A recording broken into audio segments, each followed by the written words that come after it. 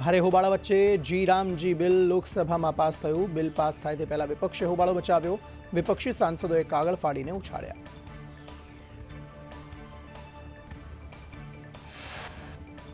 શિવરાજસિંહ ચૌહાણે કહ્યું, કોંગ્રેસે મનરેગાનું બજેટ ઘટાડ્યું। કોંગ્રેસે ગરીબી નહીં, ગરીબ હટાવ્યા। વિપક્ષ અમારી વાત નથી સાંભળતું। શિવરાજસિંહે કહ્યું, વિપક્ષ પોતાની વાત સંભળાવે છે, કોઈ સાથે ભેદભાવ નથી કરતા। દેશ અમારા માટે જમીનનો ટુકડો નથી।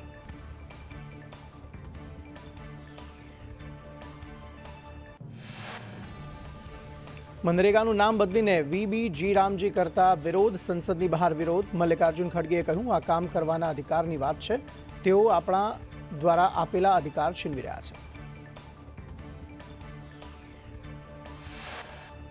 સ્ટેચ્યુ ઓફ યુનિટી બનાવનાર રામ સુતારનું નિધન। રામ સુતારે 100 વર્ષની ઉંમરે નોઈડામાં અંતિમ શ્વાસ લીધા। ગાંધીજી અને શિવાજીની પ્રતિમાઓ પણ બનાવી હતી।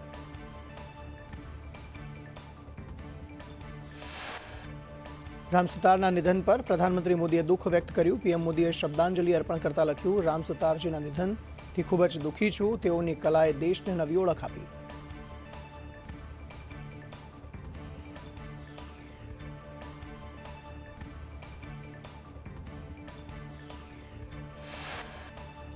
જમ્મુ કાશ્મીરમાં સુરક્ષા દળ એલર્ટ મોડ પર। 26 જાન્યુઆરી પહેલા આતંકવાદીઓ મોટા હુમલાની યોજના બનાવી રહ્યા હોવાના ઇનપુટ બાદ સુરક્ષા દળો સતર્ક।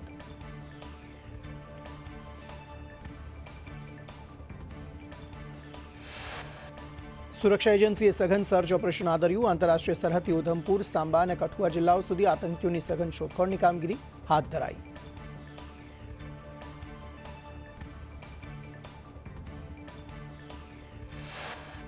ઉધમપુર અને કિશ્તવાડના ગાઢ જંગલોમાં છુપાયેલા આતંકવાદીઓ મોટા આતંકવાદી હુમલાની યોજના બનાવી રહ્યા હોવાની બાતમી મળી। પ્રજાસત્તાક પર્વ પહેલા હુમલાના ઇનપુટ બાદ સુરક્ષા એજન્સીઓ હાઈ એલર્ટ પર। વર્ષ 2026ની શરૂઆતમાં મોંઘવારીમાંથી આંશિક રાહત મળશે। 1 જાન્યુઆરીથી સીએનજી અને પીએનજી સસ્તા થશે। પેટ્રોલિયમ અને પ્રાકૃતિક નિયામક બોર્ડે ટેરિફ ઘટાડ્યો। સીએનજી અને પીએનજીમાં પ્રતિ યુનિટ 2 થી 3 રૂપિયાનો ઘટાડો થશે। સીએનજી વાહન ચાલકો અને પાઇપ ગેસ વાપરતા લોકોને ફાયદો થશે।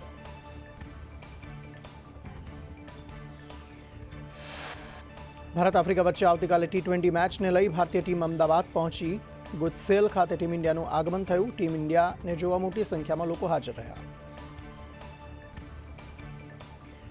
22, 23 અને 24 ડિસેમ્બરે આકરી ઠંડી પડશે। રવિ પાક માટે ઠંડી સારી રહેશે। જાન્યુઆરી, ફેબ્રુઆરીમાં પશ્ચિમી વિક્ષેપ આવશે।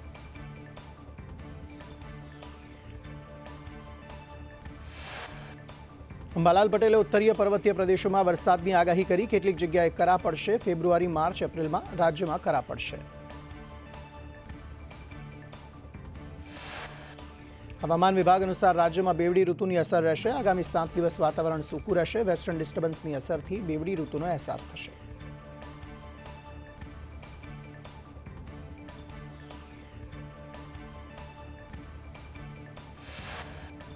રાજધાની દિલ્હીમાં ગાઢ ધુમ્મસે કહેર મચાવ્યો। દિલ્હી એરપોર્ટ પર અત્યાર સુધીમાં 22 ફ્લાઇટ્સ રદ કરવામાં આવી છે। કેટલીક ફ્લાઇટને રીશેડ્યુલ કરાઈ।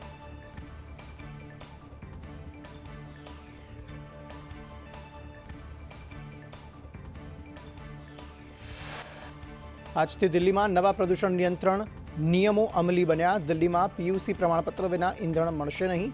દિલ્હીમાં પ્રવેશતા BS6 સિવાયના વાહનો પર પ્રતિબંધ।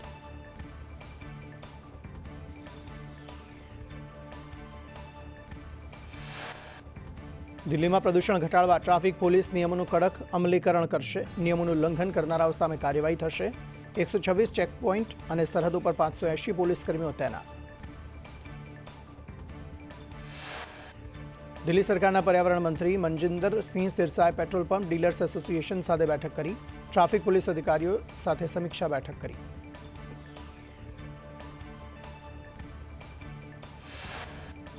ઉત્તર ભારતમાં ગાઢ ધુમ્મસ અને ઝેરી હવાનો કહેર યથાવત। આજે સવારે દિલ્હી NCR પર ધુમ્મસથી ચાદર છવાઈ।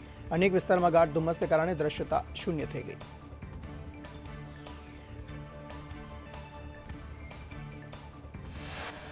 દિલ્હી ઉપરાંત યુપીના અનેક વિસ્તારમાં ગાઢ ધુમ્મસ છવાયું। ગઈકાલે લખનૌમાં ભારત દક્ષિણ આફ્રિકાની ચોથી ટી20 મેચ ધુમ્મસને કારણે રદ કરવામાં આવી।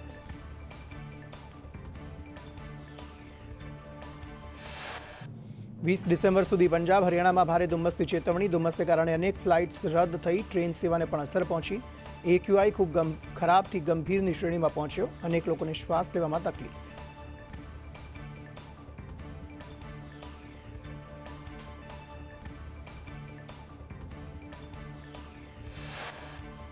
અમદાવાદમાં વાયુ પ્રદૂષણ ચિંતાજનક સ્તરે પહોંચ્યો. શહેરનો સરેરાશ એક્યુઆઈ 245 પાર. વૈષ્ણોદેવી વિસ્તારમાં એક્યુઆઈ 306, ગોતામાં 290 અને સીપી નગરમાં 277 નોંધાયો.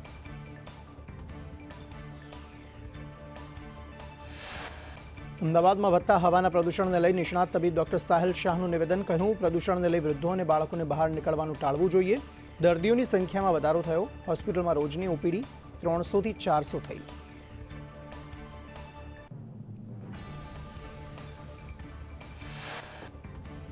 રાજકોટમાં હવા પ્રદૂષણના સ્તરમાં સતત વધારો. રાજકોટ શહેરમાં સરેરાશ એક્યુઆઈ 221 પાર થયો. માધાપર ચોકડી વિસ્તારમાં એક્યુઆઈ 210, ગોંડલ ચોકડી વિસ્તારમાં એક્યુઆઈ 220.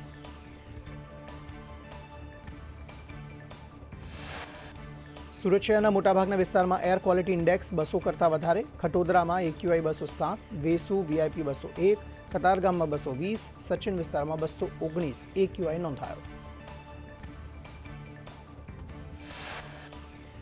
ભરૂચના અંકલેશ્વરની હવા સતત પ્રદૂષિત બની રહી છે. અંકલેશ્વરમાં એક્યુઆઈ 240 પાર નોંધાયો. કેમિકલ પિગમેન્ટના 1500થી વધુ ઉદ્યોગો ધમધમી રહ્યા છે. ઉદ્યોગોને કારણે પ્રદૂષણથી હવા પ્રદૂષિત બની રહી છે.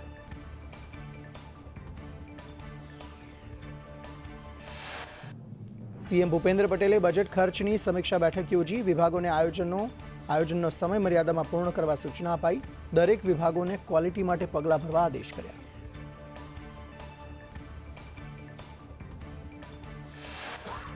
ઇન્ફ્રાસ્ટ્રક્ચર પ્રોજેક્ટ માટે સિસ્મેટિક ટેસ્ટિંગના આદેશ અપાયા. મુખ્યમંત્રીએ ક્વોલિટી મોનિટરિંગ માટે આદેશ કર્યા. પ્રોજેક્ટમાં વિસંગતતાઓ આવે તો કડક પગલાં લેવા સૂચના.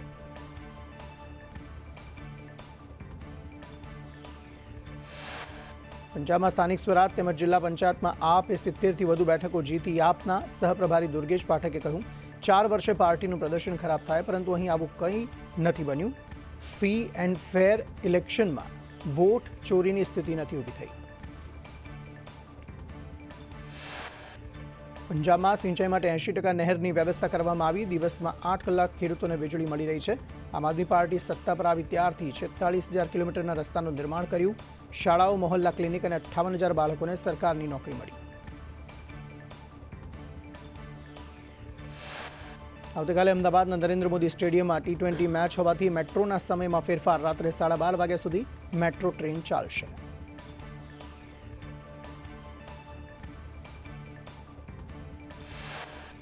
ઈડર શામળાજી હાઈવે પર રેવાસ ગામ નજીક હાઈવે પર સૂત્રોચ્ચાર સાથે સ્થાનિકોનો વિરોધ. હાઈવેની કામગીરી મંથર ગતિએ ચાલતા આજુબાજુના ગામના લોકોમાં ભારે રોષની લાગણી.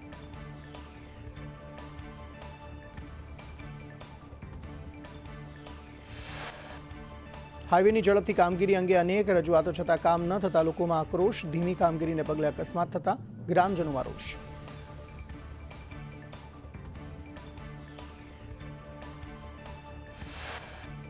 રોષે ભરાયેલા ગામ લોકોએ નેશનલ હાઈવે બંધ કરાતા પોલીસ દોડતી થઈ. ઈડર પોલીસે હાઈવે પર વિરોધ કરી રહેલા લોકોને રોડ પરથી દૂર કર્યા.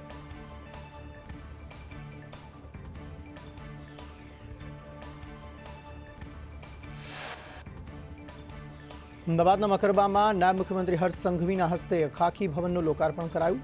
8.50 કરોડના ખર્ચે તૈયાર ખાખી ભવનમાં મેસ, ઇન્ડોર ગેમ, જીમ સહિતની સુવિધાઓ.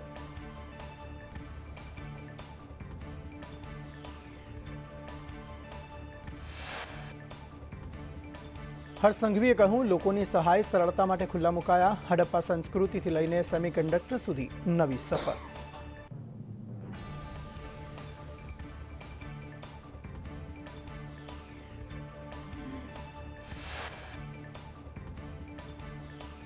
ડેપ્યુટી સીએમ હર્ષ સંઘવીની ચીમકી. સંઘવીએ કહ્યું, સામાન્ય નાગરિકોને નહીં, ગુનેગારોને પોલીસનો ડર હોવો જોઈએ. ગુનેગારોની ચાલ બદલાય તેમાં પોલીસ તો ગુનો નોંધી.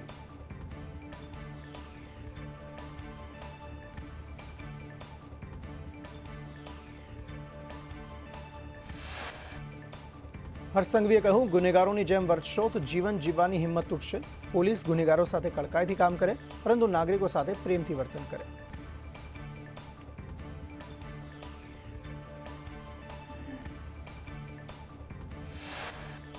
સંઘવીએ કહ્યું, પોલીસે સમય નક્કી કરી લે કે લોકો આવી સીધા મળી શકે. ઉપમુખ્યમંત્રીને લોકો સીધા મળી શકે તો પોલીસને કેમ ન મળી શકે.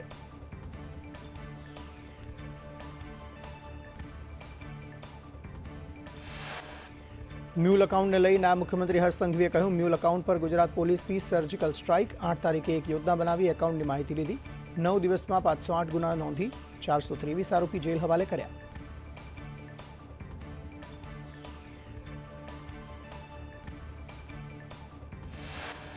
અંબાજીના પાડલિયામાં હુમલા બાદ આદિવાસી સમાજે પ્રાંત કચેરીએ આદિવાસી ગીતો સાથે આવેદન આપ્યું. પીડિત મહિલાને ન્યાય અપાવવા રજૂઆત કરી. બંને પક્ષે એફઆઈઆર દાખલ કરવાની માંગ કરી.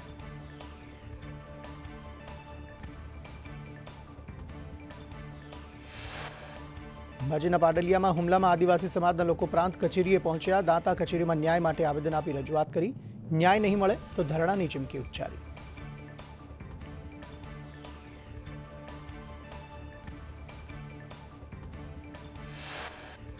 દેવગઢ બારિયા પાલિકામાં ફરીથી ધર્મેશ કલાલ પ્રમુખ બન્યા. અગાઉ અવિશ્વાસ દરખાસ્ત થતા પ્રમુખ પદ છોડ્યું હતું. કોર્ટના હુકમથી ધર્મેશ કલાલને પ્રમુખ પદનો હુકમ.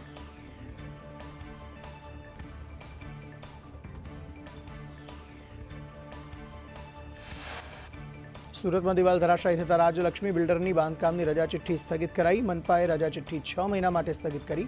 6 મહિના સુધી બિલ્ડર કોઈ કામ નહીં કરી શકે.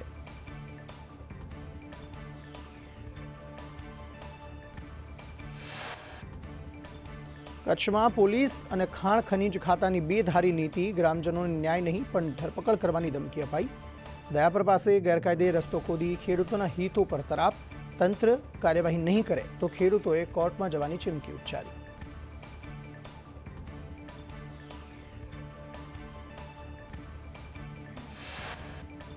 રાજકોટના જંગલેશ્વરમાં સરકારી જમીન પર ગેરકાયદે બાંધકામોને લઈ નોટિસ. ગેરકાયદે બાંધકામ પર બુલડોઝર ફરી વળશે.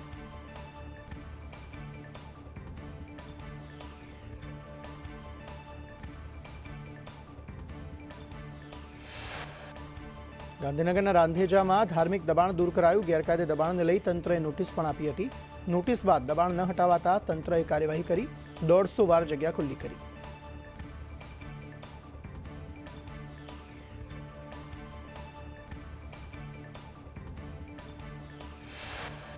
મોરબીમાં મનપા દ્વારા દબાણ હટાવવાની કામગીરી. લાઠી પ્લોટ વિસ્તારમાં 20 જેટલા દબાણ દૂર કરાયા. 1 વીક 1 રોડ અંતર્ગત દબાણ હટાવવાની કામગીરી કરાઈ.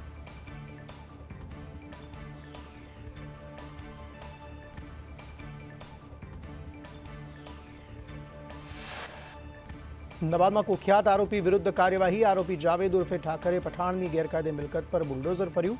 કુખ્યાત આરોપી વિરુદ્ધ 33 જેટલા ગુના નોંધાયેલા.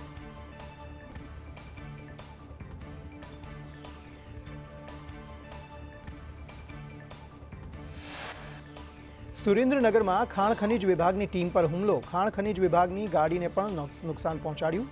4 લોકો પર ડમ્પર ચડાવી જાનથી મારી નાખવાની ધમકી આપી. પોલીસે 3 લોકો વિરુદ્ધ ફરિયાદ નોંધી.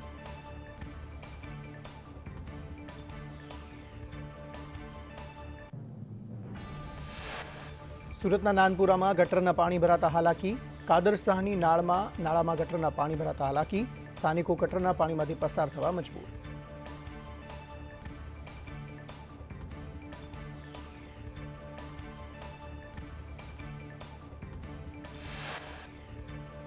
સુરતમાં ખોદકામ કરતી વખતે ગેસ લાઇનમાં લીકેજ થયું. શિવ રેસિડેન્સીમાં પાણીની લાઇન ખોદતી વખતે ગેસની લાઇનમાં લીકેજ થઈ. સ્થાનિકોને જાણ કર્યા વગર જ કામગીરી કરતા રોષ. ગેસ લીકેજ થતા ફાયર ટીમ ઘટના સ્થળે પહોંચી.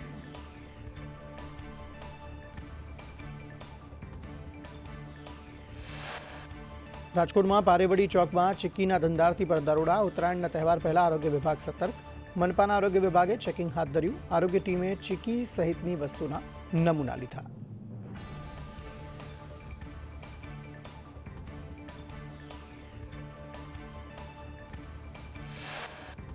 ખાદ્ય તેલના ભાવમાં વધઘટ જોવા મળી. સિંગ તેલના ભાવમાં વધારો. કપાસિયાના ભાવમાં ઘટાડો જોવા મળ્યો. સિંગ તેલના ભાવમાં ડબ્બા દીઠ ₹15નો વધારો.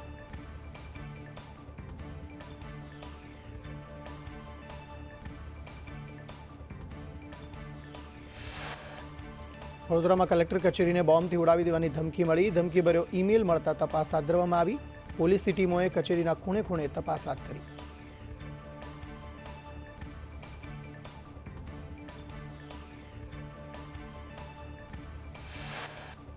અમદાવાદની સ્કૂલોમાં ધમકી ભર્યા ઈમેલ બાદ આજે શિક્ષણ કાર્ય રાબેતા મુજબ ચાલ્યું. મોટાભાગની સ્કૂલોમાં શૈક્ષણિક કાર્ય દરરોજની જેમ ચાલી રહ્યું હતું.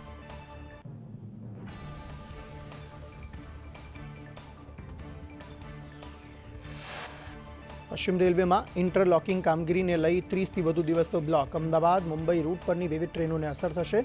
20 ડિસેમ્બરથી 30 દિવસનો બ્લોક શરૂ થશે.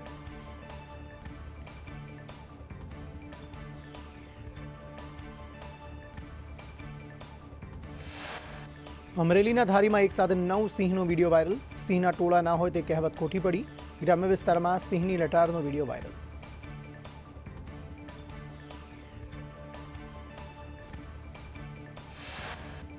ઉનાના અહેમદપુર માંડવી બીચ પર ડોલ્ફિન દેખાઈ. દરિયામાં ઉછળકૂદ કરતી ડોલ્ફિન કેમેરામાં કેદ. 40થી વધુ ડોલ્ફિન માંડવી દરિયાની મહેમાન બની.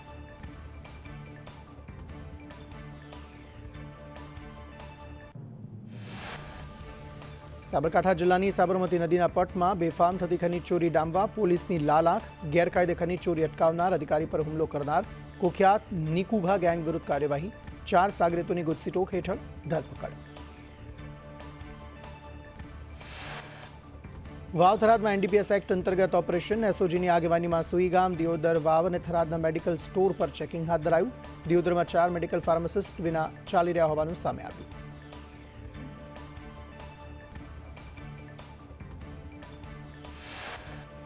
અમદાવાદની સ્કૂલોમાં બોમ્બની ધમકી મુદ્દે સાયબર ક્રાઇમે ફરિયાદ નોંધી. 23 સ્કૂલમાં 3 જુદા જુદા આઈડીથી મેલ કરાયા. 2 હોટમેલ અને 1 એટોમિક મેલ પરથી મેલ આવ્યા.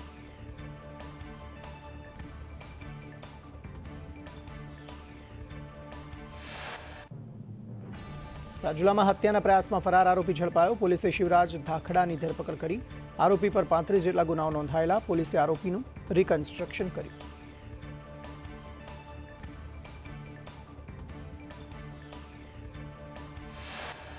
કચ્છમાં પ્રાથમિક શિક્ષક 2.80 લાખની લાંચ લેતા ઝડપાયા. માલ સપ્લાયના બિલ મંજૂર કરાવવા લાંચ માંગી હતી. ભુજ એસીબીએ શિક્ષકને લાંચ લેતા ઝડપ્યા.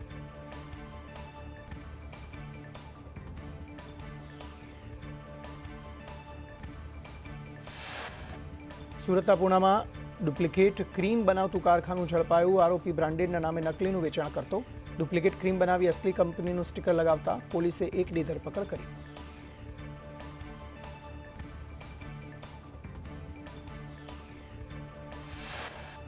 સુરતના વરાછામાં લુખ્ખા તત્વોનો આતંક. ચપ્પુની અણીએ માર મારી રૂપિયા માંગ્યા. સમગ્ર ઘટનાનો વિડીયો વાયરલ. સુરતમાં કરોડો રૂપિયા લઈ ફરાર થનાર આરોપી રવિન્દ્ર પ્રસાદ ઝડપાયો. ઝડપાયેલ આરોપી છેલ્લા 10 વર્ષથી ફરાર હતો. પોન્ઝી સ્કીમમાં રોકાણ કરાવી લોકો સાથે છેતરપિંડી કરતો હતો. વડોદરામાં રોલિંગ પેપર વેચનાર સામે કાર્યવાહી. 2 દિવસમાં પોલીસે 26 લોકોની ધરપકડ કરી. 2.60 લાખનો રોલિંગ પેપરનો જથ્થો જપ્ત કરાયો. 16 લોકો સામે જાહેરનામા ભંગ હેઠળ કાર્યવાહી. સુરતમાં હત્યાના 3 આરોપીને આજીવન કેદની સજા. અમરોલીમાં 5 વર્ષ પહેલા રામુ ગોસ્વામીની કરાઈ હતી હત્યા. સલમાન શેખ, સતીશ રાઠોડ, અલી શેખને સજા. કલોલ હાઈવે પર ખુલ્લા પ્લોટમાં મશીનમાં આગ લાગી. ધુમાડાના ગોટે ગોટા દૂર દૂર સુધી દેખાયા. ફાયર બ્રિગેડે આગ પર કાબુ મેળવ્યો. ભાવનગરમાં હિટ એન્ડ રનમાં યુવતીનું મોત. વાઘાવાડી રોડ પર બાઇક ચાલકે 2 બહેનોને અડફેટે લીધી. એક બહેનનું મોત, એકને ઈજા.